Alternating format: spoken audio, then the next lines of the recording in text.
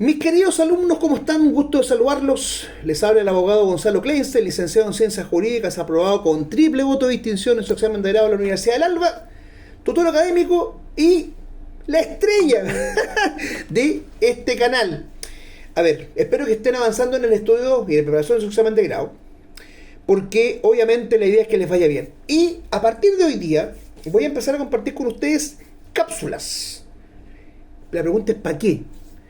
Porque la idea es que puedan empezar a manejar elementos básicos del contenido que tienen que rendir en Derecho Civil, y estas microcápsulas les permiten posicionarse, contextualizar y ubicarse en la materia para que de este modo ustedes puedan rendir un muy buen examen de grado en Derecho Civil.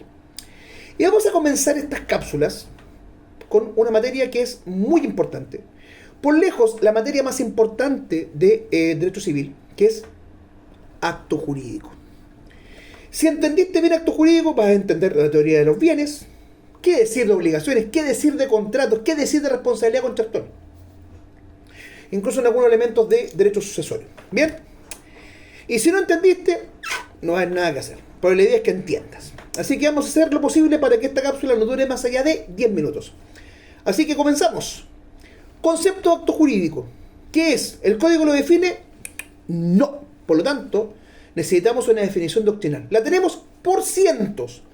¿Cuál es la mejor? Eso depende de ti, pero te voy a dar una que te va a servir. Acto jurídico. Declaración o manifestación de voluntad destinada a producir efectos jurídicos queridos por el autor o por las partes y que se encuentran sancionados por el ordenamiento jurídico. Punto. Eso es el acto jurídico.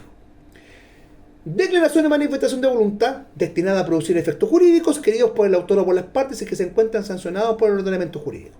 Y podrías agregar que estos efectos consisten en crear, modificar, extinguir, transferir o transmitir derechos y obligaciones. Muy buen concepto y lo puedes explicar, porque sus características saltan a la vista de cualquiera. Bien, ya tenemos una definición, un concepto. Primera etapa, cumplida. Segundo, los elementos del acto jurídico. El código habla de cosas. Ahora, convengamos que el Código Civil no trata de una teoría o no desarrolla una teoría del acto jurídico. Por lo tanto, hay figuras que andan dando vuelta que son de la teoría de los contratos y que nos pueden servir en materia de acto jurídico, y justamente el artículo 1444 nos sirve. Este artículo señala que en un acto contrato se puede identificar tres tipos de elementos. Elementos esenciales, elementos de la naturaleza y elementos accidentales. Por lo tanto, ya sabemos que en un acto jurídico pueden haber tres tipos de elementos: esenciales, de la naturaleza y accidentales. ¿Qué son los elementos esenciales? Son aquellos en los cuales el acto o no produce efecto alguno o degenera en un contrato distinto. ¿Cuáles son? Por ejemplo, tenemos elementos esenciales generales, elementos de existencia, sin los cuales el acto no produce efecto alguno, o requisitos de validez, sin los cuales el acto produce efectos distintos que lo que las partes buscan. Y tenemos requisitos, elementos esenciales particulares, que son aquellos que se encuentran presentes en determinados contratos. Por ejemplo, la gratuidad en el comodato. Por ejemplo, la confianza en el contrato de sociedad o en el contrato de mandato. ¿Bien? Por lo tanto, estos elementos esenciales solamente aparecen en determinados contratos. Ahora, cuando hablamos de requisitos de existencia y validez, vamos a mencionarlos después nuevamente, pero tenemos la voluntad del objeto de la causa, las solemnidades cuando la ley las exige, de existencia y de validez, voluntad exenta de vicio, capacidad de las partes, objeto lícito y causa lícita. ¿Las partes pueden modificar los elementos de la esencia? No. Yo no puedo decir, ¿sabéis qué? Vamos a celebrar una compraventa que no tenga objeto. No se puede hacer eso. Imposible. Bien. Segundo, elementos de la naturaleza son aquellos que, no siendo de la esencia, se entienden incorporados al acto contratos sin necesidad de una cláusula expresa. Es decir, si las partes nada dicen, es la ley la que suple ese silencio. Ejemplo, el saneamiento de la evicción en la compraventa. Por ejemplo, la remuneración en el mandato. Por ejemplo, la condición resolutoria tácita. Artículo 1489. Son elementos que, si las partes no los mencionan, la ley lo hace. La pregunta es, ¿las partes podrían alterar o prescindir de estos elementos? La respuesta es sí. pueden hacerlo. Por ejemplo, se podría eximir al vendedor del deber de sanear. Las partes podrían renunciar a la acción resolutoria. Por lo tanto, sí se puede. Y tercero, elementos accidentales. Son aquellos que no son ni de la esencia, ni de la naturaleza y que requieren ser incorporados por las partes a través de cláusulas expresas. Se les llama modalidades. ¿Cuáles son? Plazo, modo, condición, solidaridad y representación. Algunos incluyen la indivisibilidad. ¿Por qué se le llama modalidades? Porque alteran los efectos normales de un acto contrato. Recuerden que en cuanto a sus efectos, la regla general es que los contratos sean puros y simples. Pero cuando introduzco una modalidad, ese efecto cambia. Por ejemplo, si la compraventa es pura y simple, se entiende que el precio debe pagarse al momento de recibir la cosa, ¿no es cierto? Pero si agrego un plazo, la entrega puede diferirse o el pago también. ¿Bien?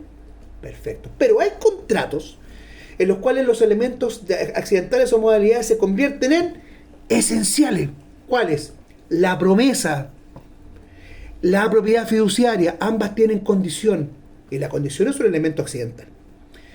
Tercer tema de esta microcápsula: requisitos del acto jurídico. Pueden ser de tres tipos: de existencia, sin los cuales el acto no nace al mundo del derecho, y de validez, sin los cuales el acto, naciendo al mundo del derecho, no produce los efectos que las partes buscaban.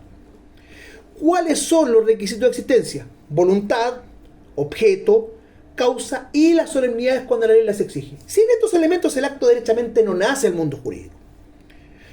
La lógica nos indicaría que la sanción es la inexistencia, pero vamos a ver más adelante que eso no es tan así. De hecho, no es así.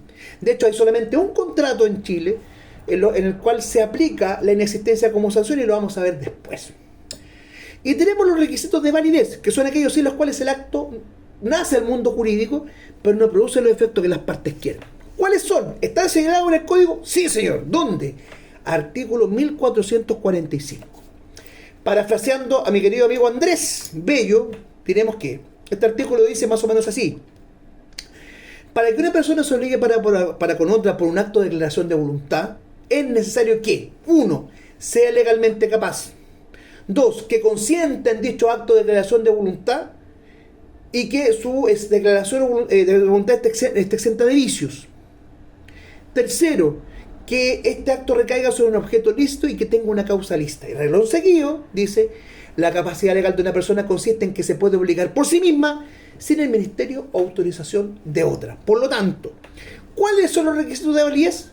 Voluntad exenta de vicios, capacidad de las partes, objeto lícito y causa lícita. No aparecen las solemnidades. Las solemnidades son requisitos de existencia y más adelante vamos a ver por qué. Ahí estamos, niños. 8 minutos con 10 y explicamos, 7 minutos en realidad explicamos qué es el acto jurídico, cuáles son sus elementos y sus requisitos.